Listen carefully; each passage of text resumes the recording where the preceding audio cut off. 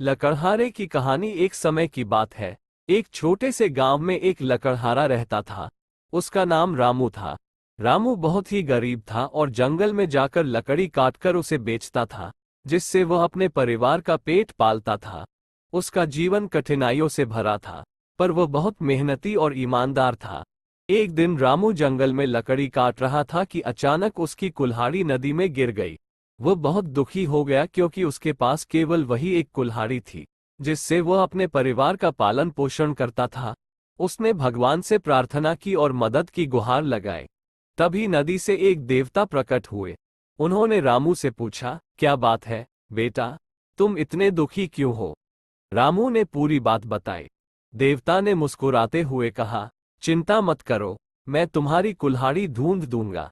ये कहकर देवता नदी में डूब गए और थोड़ी देर बाद सोने की कुल्हाड़ी लेकर बाहर आए। उन्होंने रामू से पूछा, क्या ये तुम्हारी कुल्हाड़ी है? रामू ने ईमानदारी से कहा, नहीं, यह मेरी कुल्हाड़ी नहीं है।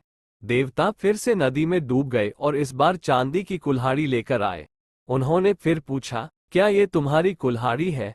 रामू ने फिर से कहा, नहीं, ये भी मेरी कुल्हाड़ी नहीं है। देवता तीसरी बार नदी में डूबे और इस बार लोहे की कुल्हाड़ी लेकर आए। रामू ने खुशी से कहा, हाँ, यह मेरी ही कुल्हाड़ी है। रामू की ईमानदारी से खुश होकर देवता ने उसे तीनों कुल्हाड़ियां उपहार स्वरूप दे दी। रामू ने देवता का धन्यवाद किया और खुशी खुशी अपने घर लौट आया। उसने अपनी ईमानदारी से न केवल अपनी कुल्हाड़ी वापस पाई, बल्कि सोने और चांदी की कुल्हाड़ियां भी प्राप्त की। इस कहानी से हमें ये सीख मिलती है कि ईमानदारी हमेशा पुरस्कृत होती है।